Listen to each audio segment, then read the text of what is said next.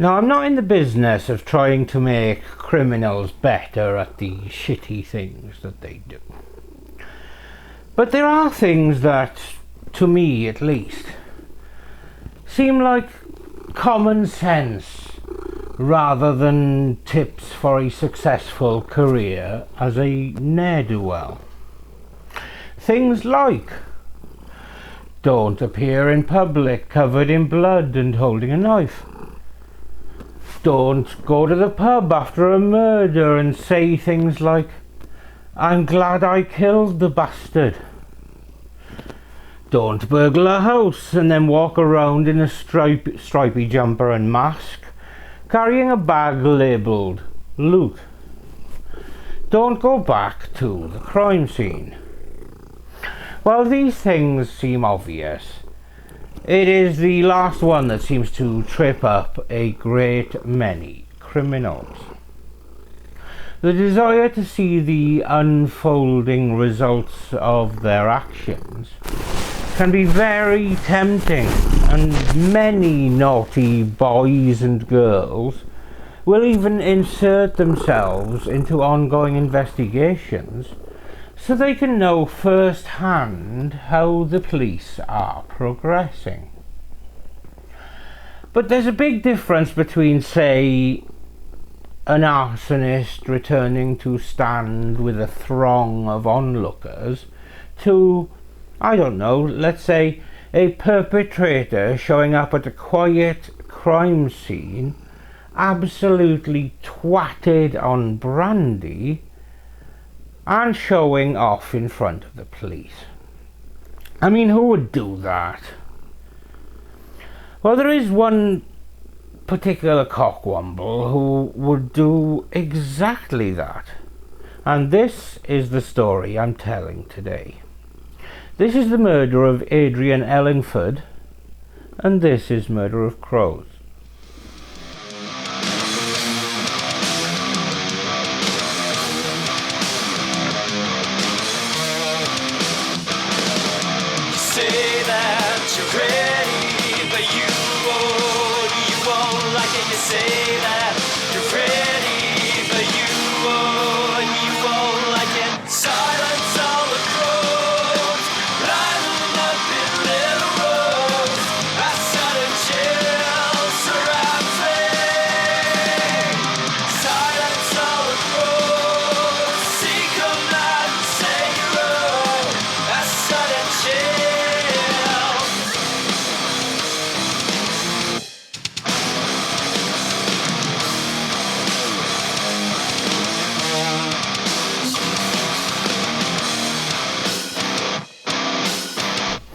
For this case, we're heading to the Essex city of Chelmsford, the very first city in Essex's storied history. According to the 2021 census, the city and its outlying areas had a combined population of 181,763 people. The city derives its name from Chelmsford, which is close to the site of the present High Street Stone Bridge. In the Domesday Book of 1086, the town was called Chelmsford, and by 1189 it had changed to Chelmsford. Its position on the Londinium Camalodunum Roman Road, well, I fucked that up, didn't I? Which is the modern A12, much easier to say, ensured the prosperity of Chelmsford. In the 17th century, many of the victims of Matthew Hopkins, the self-styled Witchfinder General, spent their last days imprisoned in Chelmsford, before being tried at the assizes and hanged for witchcraft. Then, in 1835, when visiting Essex and Suffolk to cover local elections, Charles Dickens visited Chelmsford. He was apparently so upset that he could not find a newspaper on a Sunday that he wrote in a letter to a friend that Chelmsford was the dullest and most stupid place on earth. His opinion, not mine. But maybe he had just watched an early version of The Only Way is Essex.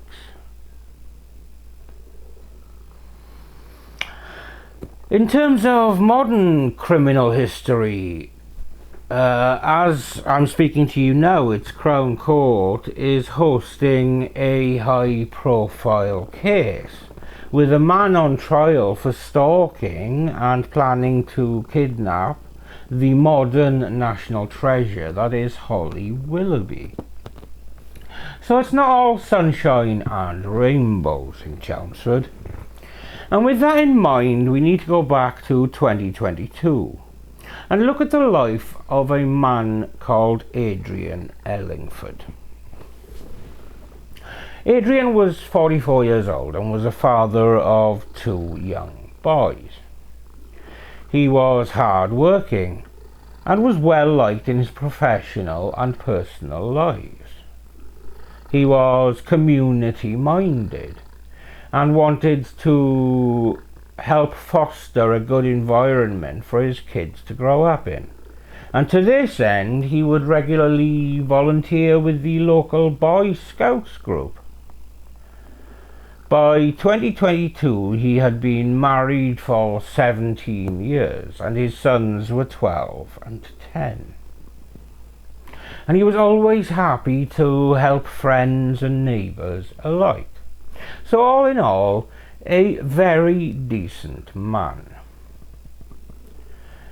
Now, it's unclear to me whether by July of 2022 Adrian was separated from his wife or just doing the naughty, but he had started seeing a lady called Stephanie Bream and was spending the night with her on the 24th of July 2022 at the home on Nelson Grove that she shared with her mother. That night, the several dogs in the home had started barking, which woke Stephanie's mother.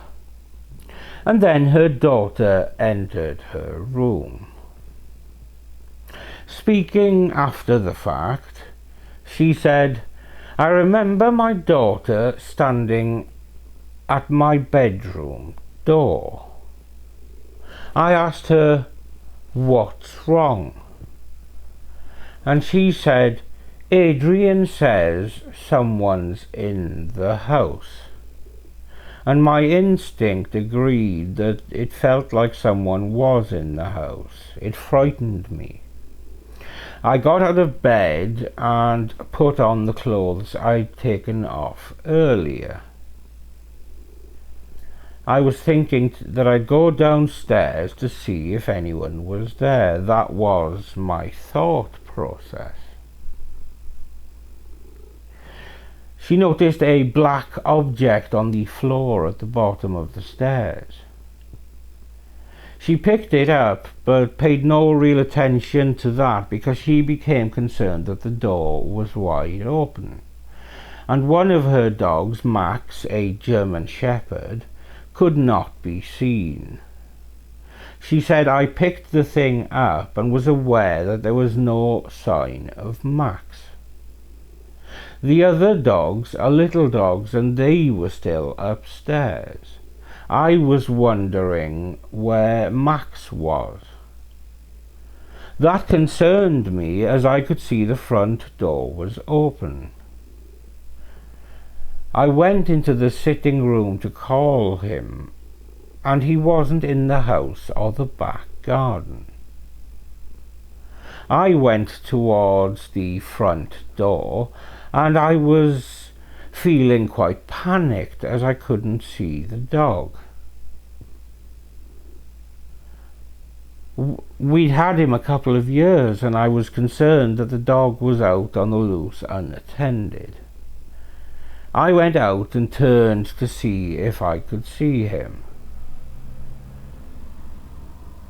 I really felt that something didn't seem right. I went to the path and turned to the right to see if he was in next door's garden. I could see straight away that he wasn't there, and by now I was panicking. Something was wrong. I came back into the house after that. I went upstairs. As my daughter said, someone was here. I've gone upstairs into my daughter's room, and that's when I saw Adrian. I thought that he had hurt himself. By this point, Adrian Ellingford had walked to the end of the bed and collapsed face first in front of his partner in their bedroom. The mother continued saying, I'd gone into my daughter's room to make sure she was okay. Then I saw Adrian on the floor. Initially, when I saw him, I climbed between the bed and the floor to go around him. I put my hand on his chest and was confused, as there was blood. I tried to feel for a heartbeat. I'm no expert, but I knew as soon as I tried that something was wrong. I could see blood, but I thought maybe he'd just hurt himself. Maybe he'd grazed or scratched his back, or possibly had a heart attack. My brain was going 90 miles an hour. I thought he'd knocked himself out. There's a shelf on the wall near the bed. Everything is running through my head. I'm talking to him and begging him to cough. I'm rubbing his back and talking to him. That was when I saw something was in his shoulder. And that was when she found a knife in Adrian's back. Emergency services were duly called, and they confirmed on the scene that Adrian was dead and had been killed by 2 stab wounds. The intruder had taken a knife from the kitchen and stabbed Ellingford with such force that the blade struck a bone in the victim's chest and the handle broke off. But who would have done such a terrible thing? There was a suspect. In the lead up to the killing, the former boyfriend of Stephanie Bream had been stalking his ex-girlfriend by showing up at her work and her home uninvited and sending her messages and videos. His name was Marek Hecko, and he'd been seeing Stephanie for 7 months. But they had broken up in the May, as she was against his frequent drug use. But it was all just suspicion at this stage. If only they had something to make Hecko more of a viable suspect. Well, you guys know how much I love you and enjoy showing you cockwombles in the wild. So brace yourselves, because it's going to come at you in fine detail and glorious technicolor. Ladies and gentlemen, I present Marek Hecko, keeping a low profile and staying out of the scrutiny of the police. Who? I want to talk to her. I can help her. Who are you looking for? I'm looking for a I can help her. What's going on? and Uniform what on happened. nights? Yeah, I can help her. What's going on? Yeah. No, I know what happened. I know the people they involved. So, Go again. but we need to dig deep. You know. Thank you. What's your name? I'm not gonna tell you my name. I don't give a. because I know what happened. And you need me to know, figure it out, what happened. If you don't have me, you don't know what happened. I'm looking I just for know that some guy come here Yeah. and then he up some guy. I don't know it. what happened. Right. I don't know what happened. He just got. You're gonna think about me, but it's not gonna be me because you have no proof. So you think something's happened to a male in this address? No, I know what happened. What I know happened then? everything. Tell me I know what everything. happened. This city is mine. I'm not gonna This tell you city's what happened. yours, is it? Yeah, this city is mine. Can you get in the van, please? You've been arrested, okay? We're trying I've to. been arrested. We're Yeah, so trying, send me the law. We're trying not. Okay, we're send me. trying not to manhandle you, but we need you to get in the van.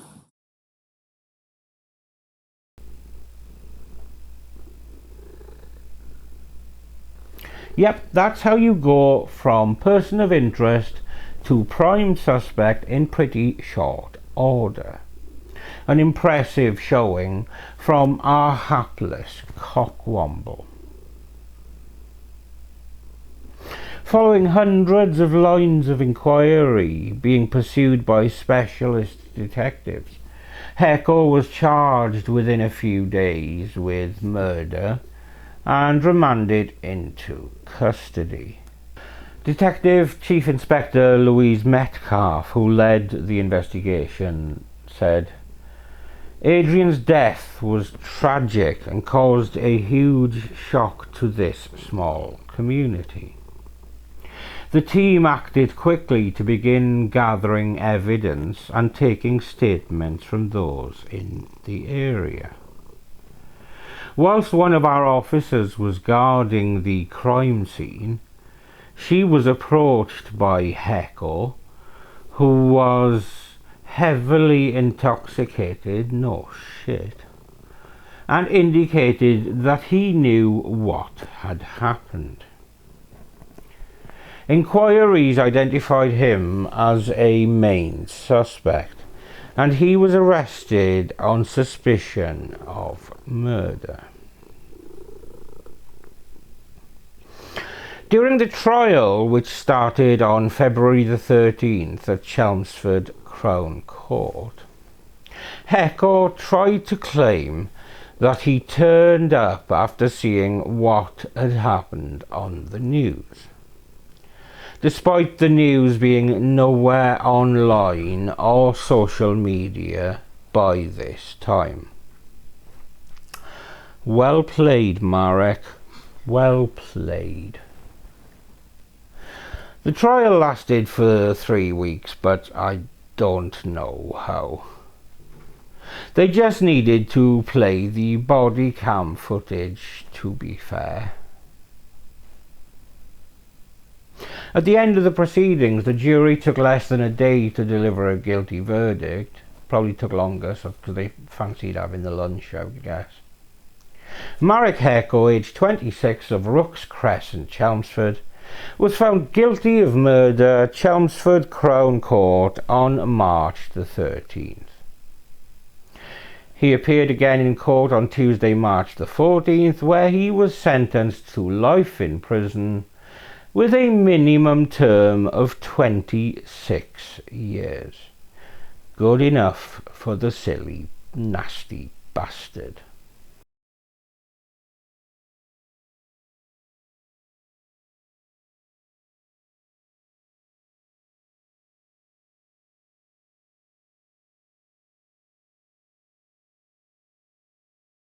Who are you looking for? I'm looking for a. I can help her. What's going on? And Uniform what one happened. nights? Yeah, I can help her. What's going on? Yeah. No, I know what happened. I know the people there involved. So, Go again. but we need to dig deep. You know. Thank you. What's your name? I'm not gonna tell you my name. I don't give a because I know what happened. And you need me to know, figure it out, what happened. If you don't have me, you don't know what happened.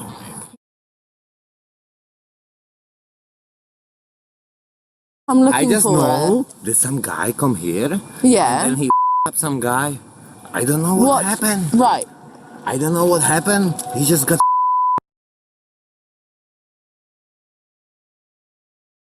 You're gonna think about me, but it's not gonna be me because there's no proof. So you think something's happened to a male in this address? No, I know what happened. What I know happened then? everything. Tell I me know what everything. happened. This city is mine. I'm not gonna This tell you city's what yours, happened. is it? Yeah, this city is mine. Can you get in the van, please? You've been arrested, okay? We're trying I've been arrested. Yeah, so send me the law. We're trying not. Okay, we're send me. trying not to manhandle you, but we need you to get in the van.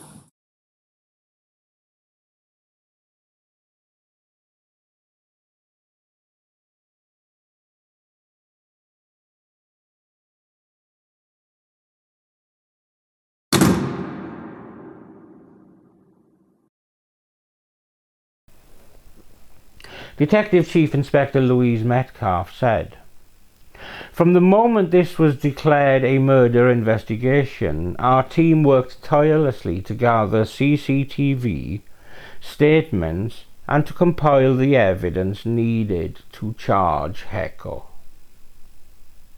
Despite the huge amount of work going on behind the scenes, we made supporting Adrian's family a priority.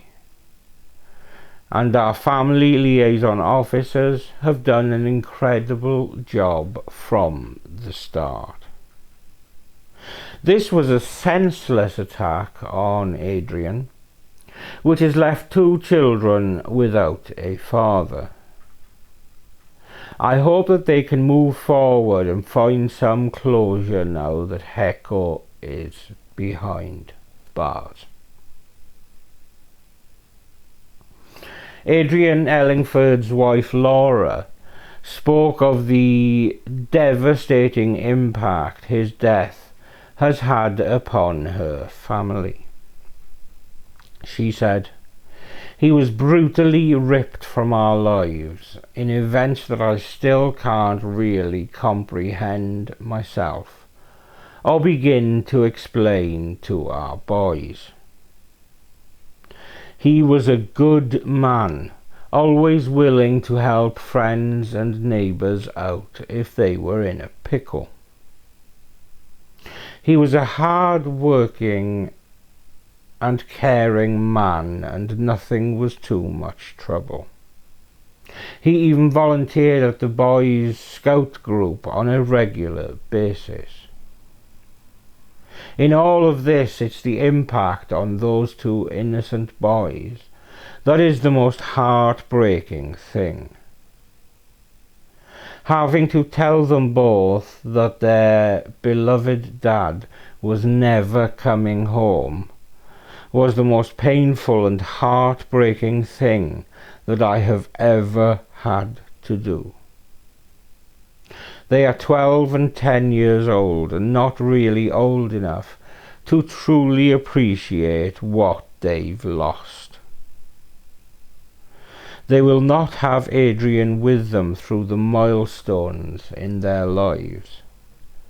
He will never be able to teach them to drive, buy them their first drink, or to celebrate their academic achievements. He will never see them grow up into young men who will have partners and families of their own. No one will ever be able to replace their dad. Adrian, you will always be missed by us as your family, and you will always hold a special place in our hearts. We miss you every day and love you forever." And that was the case of Adrian Ellingford, and how Marek Hecko, rather than going to ground after senselessly stabbing a man to death, decided to metaphorically stick a neon sign on his head that said it was me. Thanks to this dickhead's ego and sheer stupidity, The case was closed and taken to trial very quickly, which was a blessing for Adrian's family. Marek Hecko can now show off his smug machismo moves in prison if he likes, but I suspect it will not end well for him. Meanwhile, our thoughts turn to Adrian's family, especially the two young boys, who now have no dad to guide them through life. At least with all of the proceedings and circumstances all complete, they can now move forward and deal with their loss. It will be a turbulent journey, as grief always is, but with love, compassion and support, hopefully they can find ways through to the other side. And I offer them only love and hope for healing. This video is of course dedicated to Adrian Ellingford. He wasn't perfect, but then none of us are. But he was a good man who helped people, was community spirited, and most importantly was a committed and dedicated father to his two sons. His murder was senseless, and I hope wherever he is now, he is at peace. Thank you for watching another episode of Murder of Crows. I'm Steve. Samson looks like he's falling asleep, so he's going to get really pissed off when I have to get up in a minute to turn the recording off. But I'm Steve. This is Samson. Are you awake? Yes, you are, just about. And we will see you when we see you.